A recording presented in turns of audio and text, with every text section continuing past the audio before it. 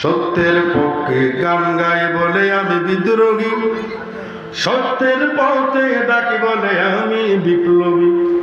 কোরআনের কথা বলি তাই বলে আমাকে মৌলবাদী, কোরআনের কথা বলি তাই বলে আমাকে মৌলবাদী। জিহাদের কথা বলি তাই বলে আমাকে জঙ্গিবাদী। কেন বিদ্রোহী বিপ্লবী মৌলবাদী বলে জঙ্গিবাদী? বলে কি বলে না? বিদ্রোহী বিপ্লবী মৌলবাদী বলে।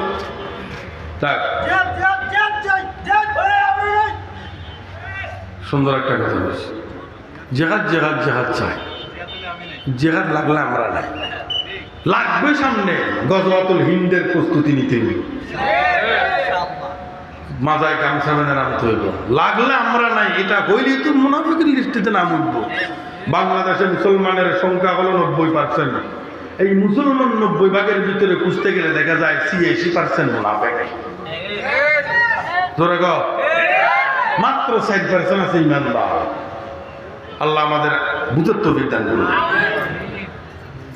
জিহাদের কথা বলি তাই বলে আমাকে জঙ্গিবাদী, জিহাদের কথা বলি তাই বলে আমাকে জঙ্গিবাদী। কেন বিদ্রোহী বিপ্লবী মৌলবাদী বলে জঙ্গিবাদী, বিদ্রোহী বিপ্লবী মৌলবাদী বলে জঙ্গিবাদী। জন্মের মৌলবাদী কয় হুজুরদেরকে ঠেস গুতো মেরে মেরে মৌলবাদী কয়। যারা কয় এইসব নেতাগুলো আমরা চিনি না, হেরাও তো মুসলমান।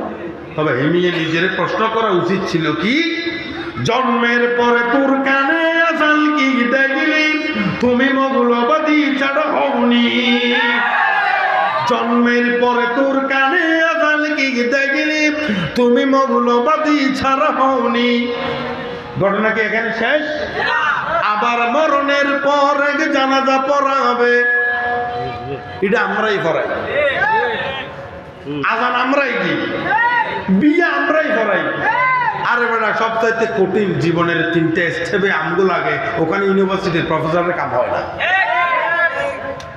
আবার মরণের পরে জানাজা পড়াবে, তখন কোথায় পালিয়ে যাবি বিদ্রোহী, বিদ্রোহী বিপ্লবী মৌলবাদী কেন জঙ্গিবাদী, বিদ্রোহী বিপ্লবী মৌলবাদী কেন জঙ্গিবাদী। বেহায়া নারীর এই কেমন কথা, ইসলাম মানি ওদের মাথা ব্যথা। বেহায়া নারী কোনগুলা? যারা হাত মোজা পা মোজা বোরকা পরে রাস্তায় চলাফেরা করে, মহিলা মাদ্রাসায় পড়ে, এরা তসলিমে নাসরিন এবং তসলিমে নাসরিনের মতো যারা, এরাই হচ্ছে বেহায়া নারী। বেহায়া নারীর এই কেমন কথা, ইসলাম মানি ওদের মাথা ব্যথা। বেহায়া নারীর এই কেমন কথা, ইসলাম মানি ওদের মাথা ব্যথা।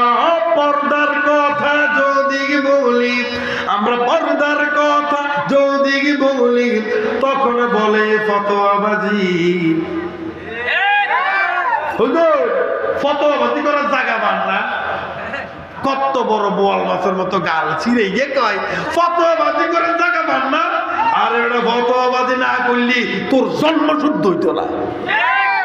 আমরা ফতোয়াবাজি না করলি তোর জন্মে বেজাল থাকি যাইতো। আল্লাহ আমাদেরকে বুঝার তৌফিক দান করুন। লিল্লাহি তাকবীর, নারে তাকবীর।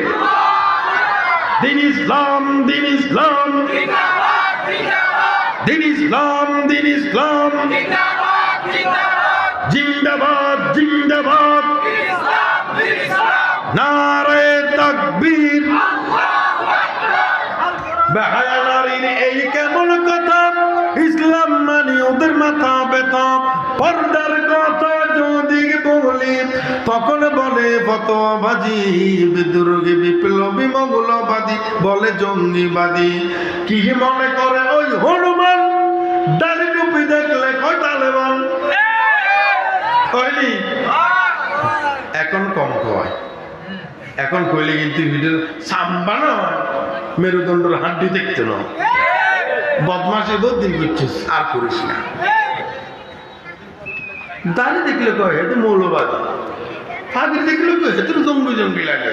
রসুল সুন্নত বেটা ফাঁকি রেখে সুন্নত পালন করস না, 3 নম্বরে টাপ ক্লাসের মুসলমান, নিজে বেটা নষ্ট হয়েছিস এটা বুঝছ না, আবার যারা সুন্নত পালন করে হ্যাঁ করে কই জঙ্গি, ঠিক নেই?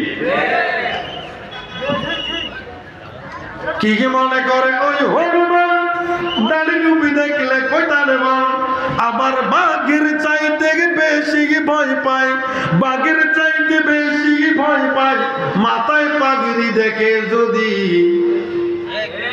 পাগড়ি দেখলে ভাইখানা পেশাব এক লাগাইলে এগুলো, ওই জন্য হুজুরকে দেখলে এগুলো এত ডর, এত চুলকানি। যারা বাইরে দাঁড়িয়ে আছে এদেরকে একটু ভিতরে আইতে কমেনি, আমি কিন্তু ডাকি না, কারণ তার যেদিকে মন চাই এদিকে ঘুরে ঘুরে শুনলেই হয়েছে। তবে আজকে যেহেতু এরা দাঁড়াই রয়েছে বসার জন্য বললে একটু মেহমানদারি হতো না। বাকিরে যারা বাকি দাঁড়িয়ে আছে ভিতরে জায়গা আছে সবাই বসেন, বাকিরে যারা এখন দাঁড়িয়ে আছেন ভিতরে জায়গা আছে বসে পড়েন, আসার জন্য অনুরোধ করলাম সেটাকে বলি মেহমানদারি। বিপ্লবী বিদ্রোহী মৌলবাদী কেন জঙ্গিবাদী, ইল্লা মান তাবা ওয়া আমানা ওয়া আমিলা আমালান সালিহা ওয়া উলাইকা ইউবাদদিলুল্লাহু সাইয়্যাতিহিম হাসানাত ওয়া কানা আল্লাহু গফুরার রহিমা। হাদিস শরীফ পড়েছিলাম, আত-তাইবু মিনাদ যামবি কামান লা যামবা লাহু, যারা তওবা করবে আল্লাহ এদের গুণমুক্ত করে দিবে, এমন গুণমুক্ত হবে যার কোনো গুণ ছিল না, সে যেমন ফ্রেশ। গুণাগার বান্দা তওবা করার পর গুণা ছাড়া ফ্রেশ মানুষের মতো হয়ে যায়, নবজাতক শিশুর মতো হয়ে যায়, কারণ গুণা থেকে তওবা করার ঘোষণা দিছে কে? ওয়াতুবু ইলাল্লাহি জামিআ আইয়ুহাল মুমিনুন, কো ডাক দিছিল কে? আল্লাহ।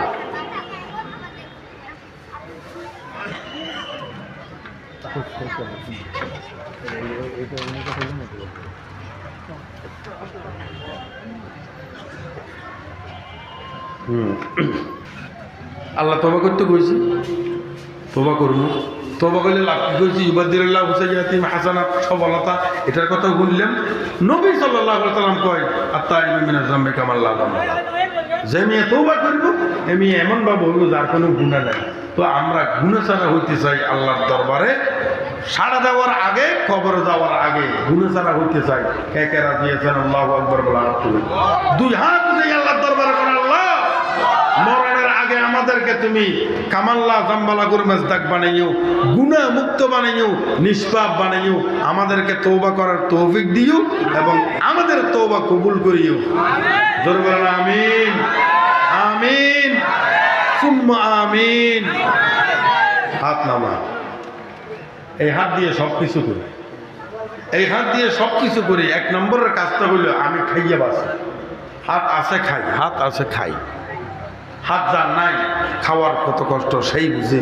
এই হাত দিয়ে খাই, এই হাত দিয়ে টাকা কামায়, তবে সেই হাত দিয়ে যদি মসজিদ মাদ্রাসার দিকে 2-1 টাকা যদি সহযোগিতার হাত বাড়াইয়ে দেই, খুশি পাইবে বলেন।